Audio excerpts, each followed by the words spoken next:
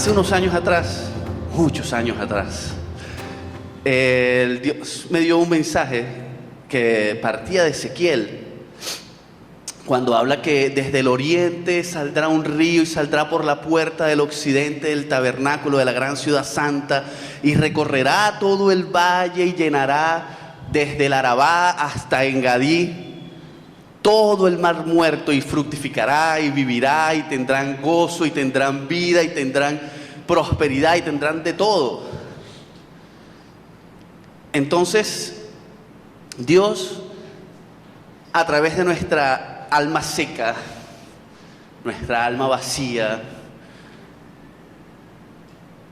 siempre nos ha dado un mensaje y siempre nos da la esperanza de que Él llegará torrencialmente a nuestra vida y la llenará, y que fructificará, y que nos bendecirá, y que nos levantará, y que nos prosperará. Dios siempre tiene una palabra de bendición para todo aquel que lo busca, lo sigue, lo ama, persevera en Él. Amén. Dios siempre tiene la mano extendida para levantarnos al caído, para levantar al necesitado, para levantar a toda aquella persona que lo necesite. Amén. Entonces, ¿nosotros qué tenemos que hacer? Simplemente clamar a Dios. Simplemente arrodillarnos a su presencia y clamar a Él. Y Él extenderá su mano y tomará la nuestra. Pero entonces me puse a ver el mapa del Mar Muerto y siempre me ha llamado la atención. En aquella época no lo vi, pero a esos dos mares que están tanto en Galilea como en el Mar Muerto, aunque los llaman mares la Biblia, no son mares, son lagos. El Mar Muerto no es un mar, es un lago salado. ¿Cómo se mantiene un lago salado? Si supuestamente los lagos son de agua dulce. ¿Qué pasa con el Mar de Galilea? Que es de la misma extensión, un poquito más arriba, 200 metros más arriba del nivel del mar. El Mar Muerto está a 450 metros, 60 metros, bajo el nivel del mar. Gráficamente, si aquí nosotros decimos que está el nivel del mar, y decimos que aquí hay 400 metros, aquí está el Mar Muerto. El Mar de Galilea está a 200. Y aquí está el mar, aquí está el horizonte que conocemos. De aquí bajan hacia allá. Y ustedes dicen, no, es que el mar se está vertiendo entonces hacia al Mar Muerto y allá queda la sal. No, es el agua dulce, las lluvias y el agua que corre por Galilea, por el Jordán, que llegan hasta allá. Y como el Mar Muerto es endorreico, o sea, es una cuenca que no tiene salida, simplemente es un agujero allí, que ahí llegan las aguas y ahí se quedan.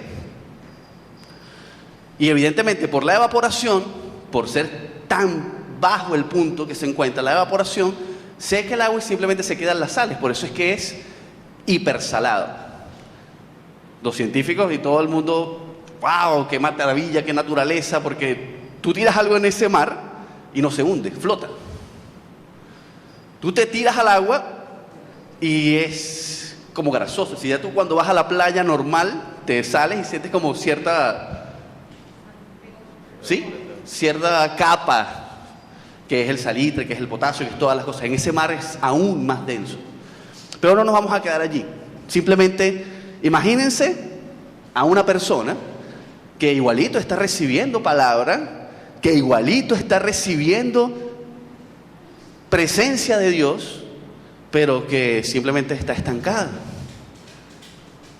Simplemente está allí, salándose, quedándose con todos los minerales y con todas las proteínas sin tener que repartirlos. Ahí se quedó en el Mar Muerto. En algún momento Dios verterá otra vez de su río y Él podrá fructificar y crecer y todo, pero conocemos que hay personas así. En el Mar de Galilea, que está un poco más arriba, fluye, hay una corriente, por eso es que no se mantiene salado, simplemente es agua dulce y es un lago. Se le dice mar por la masa de agua, pero en sí es un lago. Jesús, cuando conoce a sus discípulos, Él se monta en una barca, le dice, bueno, vamos, síganme y yo los haré pescadores de hombres, Simón y su gente. Se monta Jesús en el barco y sale a navegar. El Mar de Galilea tiene una pequeña particularidad. En los lagos, ¿cuántos conocen las olas de los lagos? ¿De cuántos metros pueden ser las olas de los lagos?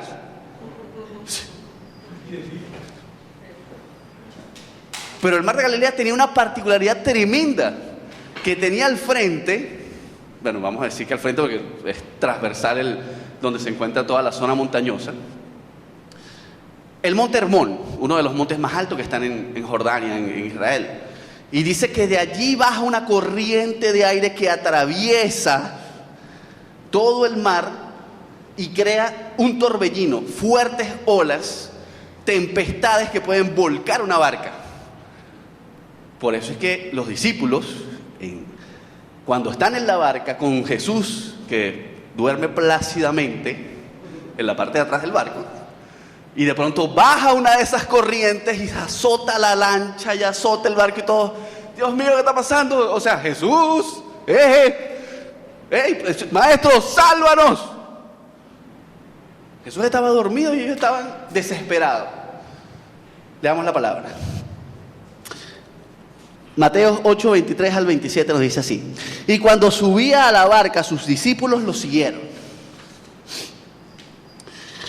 Y de pronto se levantó en el mar una gran tormenta, tanto que la barca era cubierta por las olas, pero él dormía. Y acercándose lo despertaron diciendo: Señor, salva, que perecemos. Les dice: oh gente de poca fe, ¿por qué estáis acobardados? Entonces levantándose reprendió al viento y al mar, y sobrevino una calma absoluta. Y los hombres estaban asombrados y decían: ¿quién es este que aún los vientos y el mar le obedecen?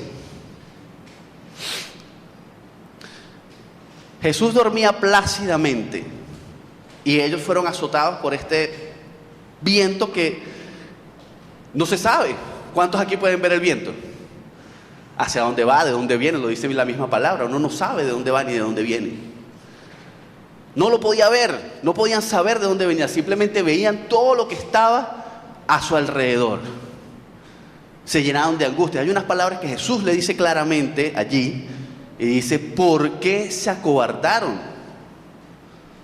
En otras versiones dice: no seáis cobardes. ¿Por qué? Me llaman y yo calmo la tempestad. El mar de Galilea tiene otra pequeña particularidad, que es llamado Genesaret, el lago de Genesaret, que es afluente de riquezas, prosperidad y crecimiento, porque era de donde en la antigüedad hasta el sol de hoy se alimentaba el pueblo de Israel, y los riegos y todo vienen de ahí. Es más, el acueducto más grande de Israel, que lleva hasta el desierto, que es donde tienen las más grandes plantaciones de Israel, vienen de allí. Por eso es que ese mar hasta el sol de hoy es el mar de bendición de Israel. Pero estos estaban acobardados y temerosos por una tempestad que no era normal en un lago. Por eso es que ellos, siendo pescadores, todo pescador que se va, yo me acuerdo unas pequeñas vacaciones, nosotros en una lanchita, y las olas eran de aquí al techo, y nosotros así, había solamente una señora, y yo me acordé de Jesús. En este momento me acordé de mami. Mami allá muy tranquila atrás, disfrutando, y todos nosotros: Dios mío, sálvanos, ok, ¿dónde está el testamento? ¿Quién quedó? Bueno, quedó Alejandro allá, el ministerio no se muere, estamos todos los demás tranquilos. En un lago encontrarse esas olas, para ellos era fuera de lo normal. No era común, no lo vivían. Por eso es que ellos entraron en angustia y entraron en cobardía. Entonces Jesús les hace el reclamo y los hace la pequeña represión y les demuestra. Pero ellos están apenas conociendo a Jesús. Ellos se montan en la barca apenas conociendo a Jesús. Nosotros apenas conocimos a Jesús, muchos eran nuestros temores, muchas eran nuestras angustias, pero dependiendo del caminar y la vida que nosotros vayamos llevando con el Señor, dependiendo del conocimiento que ellos tenían de Dios, ellos iban creyendo, iban creciendo. Los discípulos eran muy parecidos a nosotros, a la pequeña diferencia que ellos caminaban al lado de Jesús, veían a Jesús cara a cara cómo hacía los milagros, pero muchas veces dudaban. Ciertamente aquí les doy, como que dice, el grado del beneficio de la duda. No conocían el poder de Jesús plenamente. Pero veamos qué dice más adelante la palabra. En el mismo Mateo, capítulo 14. Me gustó mucho esta versión, es de una traducción griega hebreo del Código Real. Nos dice así: Mateo 14, 26. Y cuando los telmidín, que son los discípulos, le vieron caminando sobre las aguas, se espantaron diciendo: un fantasma, y gritaban y daban voces de miedo y terror. Yo creo que si nosotros en ese momento que estábamos en esa barca hubiésemos visto a Jesús a lo lejos, yo creo que también hubiésemos temido. Porque yo hubiésemos dicho: ok, llegaron por nosotros. Literalmente. Ellos ya conocían de dónde venía en ese pequeño pasaje, de alimentar 5,000 personas, de ver el milagro de la multiplicación, de ver cómo Jesús alimentó a un mar de gente. Y dice: váyanse a la otra orilla, yo voy a subir a orar, pero ustedes espérenme allá. El mar de Galilea tiene 35 kilómetros de ancho. Jesús le dice: sí, espérenme allá, yo voy a subir a orar. Y dice que cuando estaban a la mitad, ¿por qué a la mitad del camino? Porque es donde pasa el Jordán. No sé cuántos conocen aquí el río Orinoco, pero en el centro del río Orinoco es donde está la corriente. En el centro del mar de Galilea es donde se encuentran las corrientes, y generalmente es cuando hay los cambios de temperatura entre la ráfaga de aire que baja, fría, y se encuentra con el cambio de temperatura del centro, se forman los torbellinos, las olas y el desastre. Estando en el medio, Jesús camina sobre las aguas. O sea, caminó nada más y nada menos que 17 kilómetros. Y ellos lo ven a la distancia y dicen: Dios mío, un fantasma, sálvanos. Y entre ese bullicio de gritos, porque dice que esa traducción dice que gritaban del pánico. Imagínense, el ruido de la brisa te aturde muchas veces porque no escuchas lo que otra persona está diciendo. Para tú hablar contra el viento tienes que levantar muchísimo la voz, porque si no las ondas del sonido se van, se las lleva el viento. Entonces nos sigue diciendo aquí la misma escritura: pero inmediatamente les habló diciendo: tened confianza, yo mismo sois, no temáis. A ver, yo me encuentro en una ventisca. Imagínense, viajen, cierren los ojos y viajen hasta ese lugar. Estamos en el centro del mar de Galilea con unas olas altísimas, un viento durísimo, y de pronto escuchamos una voz que nos dice: no temáis, yo soy. Y no está al lado de nosotros, lo están viendo venir. ¿A dónde les habló Jesús? Para que supieran que era Él. Vamos a ver qué más nos dice aquí la escritura. Cefas entonces respondió y dijo: Adón, si eres tú, ordena que pueda yo caminar sobre las aguas e ir hacia ti. Señor, si eres tú, dime que vaya sobre las aguas y yo iré hacia donde estás tú. Jesús no estaba al lado de la barca, Jesús venía caminando, porque Pedro le está diciendo: yo quiero ir a donde estás tú. Él escuchó la voz y dijo: ven. Y bajando de la barca, Cefas mismo anduvo sobre las aguas, caminando hacia donde estaba Jesús. Hay otras versiones que evidentemente dicen que él bajó de la barca y al temer, pidió gritos, que se estaba hundiendo y Jesús le habla. Pero en esta traducción, el siguiente versículo nos dice así: Pero él, al desviar la vista hacia el viento contrario y borrascoso que soplaba, tuvo miedo y comenzó a hundirse, gritando desesperado, diciendo: Adonai, Hondan Shami. Al desviar su mirada hacia el viento borrascoso, empezó a hundirse. Jesús no le pegaba gritos a la gente. Jesús le habló a su espíritu, lo escucharon internamente. Porque no hay forma de escuchar en un torbellino, con las ráfagas de aire, habría que gritar durísimo. Y muy pocos entienden lo que otra persona gritando a la distancia, con viento y con olas y con gritos de desesperación alrededor, puedan escuchar. Jesús habló a su espíritu: Señor, si eres tú la voz que siento, dime que vaya hacia ti. Ok, ven. Y no dice que inmediatamente que se bajó de la barca se hundió. Dice que escuchó la voz de Dios y caminó. Pero que al desviar su mirada y vio el viento. Y ahora yo te pregunto, ¿cómo vio el viento?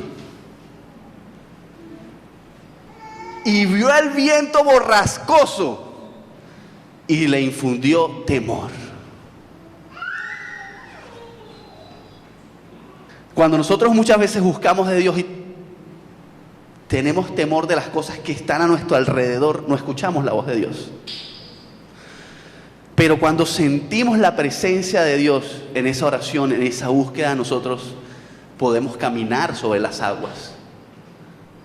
Nuestra presencia, la presencia que nosotros deseamos de Dios, está allí, en no quitar la mirada de su presencia, en no desviar la mirada de su palabra. Amén. Porque en el momento que desviamos la mirada para ver las circunstancias, porque el viento no se ve, pero vemos lo que hace el viento. Cuando nosotros no vemos circunstancias, no es simplemente que nosotros cerramos los ojos y decimos: ok, aquí no está, no me van a ver, como hace Santi, como hace Lucas, que uno lo va a regañar y agarra y se esconde porque, bueno, ok, aquí no me ven. Samuelito. No es cerrar los ojos, no es desviar la mirada, porque en ese momento te hundes. Es seguir viendo a Jesús para poder seguir caminando sobre las aguas. Amén. Es seguir viendo la salvación que te ha dado, no importando de dónde te hayas sacado. Estamos hablando de que Pedro venía de ver un milagro. Estamos hablando de que los discípulos venían de caminar ya un tiempo con él, viendo cómo la manifestación de Dios hacía cambiar y hacía temblar la tierra. Y al encontrarse una circunstancia adversa, tuvieron temor. ¿Por qué? Ahorita lo vamos a ver en la palabra. Efesios 4, del 6 al 7 nos dice así: por nada estéis angustiados, antes bien, por la oración y la súplica, en todo sean conocidos ante Dios vuestras peticiones con acción de gracias. Y la paz de Dios, que sobreabunda todo entendimiento, guardará vuestros corazones y vuestros pensamientos en Cristo Jesús. Primer punto. ¿Cómo una persona puede dormir plácidamente en un terremoto, en un temblor, en una cosa que se estaba moviendo a todos lados? Subía y bajaba y se mojaba, porque dice que las olas cubrían la barca y Jesús simplemente dormía plácidamente. Jesús conocía a qué iba, cuál era su propósito y de parte de quién estaba allí. Confiaba plenamente en el Padre, la confianza que sobreabunda todo entendimiento. La confianza que todos debemos tener cuando Dios nos dice: este es tu propósito, esto es lo que vas a hacer, quita esto de tu vida porque no te conviene, camina hacia allá porque ese es el camino. Cuando nosotros depositamos esa confianza en Dios, llega la paz de la cual Jesús está hablando. Que no importando ninguna circunstancia, nadie te mueve de la roca. Amén. Nos sigue diciendo en Juan: pero el Paráclitos, el Espíritu Santo, a quien el Padre enviará en nombre de mí, Él os enseñará todas las cosas y os recordará todos los que le dije. Paz os dejo, mi paz os doy. yo os doy la paz no como el mundo. No se turbe vuestro corazón, ni se acobarde. Jesús nos da otra clave. Si ya tenemos al mensajero que nos mandó el Padre de parte de Él, que a acotación dice, les acordaré de todo lo que les dije, dice que en Él sobreabundará la paz, no acobardéis. ¿Qué quiere decir? Que cuando el temor entra a nuestra vida, no estamos en Dios. Porque bien dice la Escritura que en el amor no existe el temor. Si nosotros nos encontramos firmes en Dios, no debemos temer, porque Dios está con nosotros. Dios nos protege de toda angustia y de toda achezianza. Donde hay temor, hay separación. Si nosotros tememos a alguien, es por algo. Si nosotros tememos hacer algo, porque queremos ir a las comunidades, porque nos da cierto recelo, ¿de parte de quién van? ¿De una persona? ¿O de la persona que le dio un propósito a su vida de cambio, de transformación para una comunidad? Por tanto, no hay que temer, porque Dios es el que los envía. Dios es el que los sustenta. Dios es que por medio del Espíritu Santo les recuerda. Y eso quiere decir algo. Para poder recordar algo, tenemos que escucharlo. Y para poder escuchar a alguien, tenemos que conocerlo. Punto importante para los discípulos. Me recuerda otro pasaje. Ellos caminaban con Jesús, pero un día Jesús fue crucificado e iba caminando hacia una ciudad o una persona, y otra persona se le añade y le iba hablando en el camino. Sí, vale, lo crucificaron, y él empieza a hablar de la palabra, de que él iba a resucitar, de todos los milagros que hizo, y al llegar a su casa, esa persona lo invita a cenar, y cuando parte el pan la persona, dice, ¿cómo no lo habíamos visto antes? Si caminó con nosotros. Reconocieron a Jesús cuando partieron el pan. ¿Cuándo reconoces tú a Jesús en tu vida? Cuando Jesús te ha dado una palabra, cuando Jesús te ha sustentado, cuando Jesús te ha levantado. Tú reconoces a Jesús y en ese momento la palabra se hace vida y vida en tu vida. Amén. Si no reconoces al Espíritu Santo, ¿cómo reconocerás a Jesús en tu vida? La comunión, el leer la palabra, el orar, la comunión perfecta entre los hermanos, la alabanza y la oración. La oración es nuestra rueda de comunión con Jesús para conocer de su palabra y poder estar pendiente a lo que Él nos tiene que recordar para hacer. Amén. Y para terminar nos dice así, Isaías 26. Con esto cerramos. 4 versículos y 2 añadidos. Aquel día se cantará este cántico en la tierra de Judá. Tenemos una ciudad fuerte. Les ha puesto salvación por muro y antemuro. Y aquí hace una referencia a Zacarías 2, versículo 5. Y nos dice así: yo mismo seré su muro de fuego alrededor, y mi gloria estará en el centro de ella. Primer punto. Una ciudad fuerte, el cual tendrá muro y antemuro, que será Él, con fuego por fuera y gloria por dentro. Abrí las puertas y entrará un pueblo justo que guarda la fidelidad. Segundo punto, un pueblo justo que guarda la fidelidad. Pero Romanos nos dice que nosotros somos todos justificados, ¿por qué? Por nuestra fe. Y todos fuimos justificados ¿por medio de quién? De la muerte de Jesús en la cruz. Y debemos entrar para guardar ¿qué? Fidelidad. Nos sigue diciendo la Escritura: tú guardarás en completa paz a aquel cuyos pensamientos en ti persevera, porque en ti ha confiado. ¿Queremos que Dios nos guarde de todo? Persevera en tus pensamientos y en tu confianza en Él, porque en ti ha confiado. Dios no importa, Dios no le interesa tus caídas, le interesa tus levantadas. Dios no le importa cuán malo podamos ser, le interesa lo que puedes ser en Él. Y Él confía en su poder, que dice que os tomará a sí mismo en cada uno de nosotros y nos llevará hacia el trono donde está Él. Amén. Y por última escritura, nos dice así, me gustó esta versión de la Biblia Kadosh, 2 versículos. Los haré brotar frutos de labios, paz, paz para el que lejos está y para el que cerca está, dice Jehová, y los sanaré. Los impíos son como el mar tempestuoso, que no pueden aquietarse, sus aguas remueven el cieno y el lodo. Y ese mismo versículo, en otra versión dice esto: pero los perversos serán aventados como el mar impetuoso.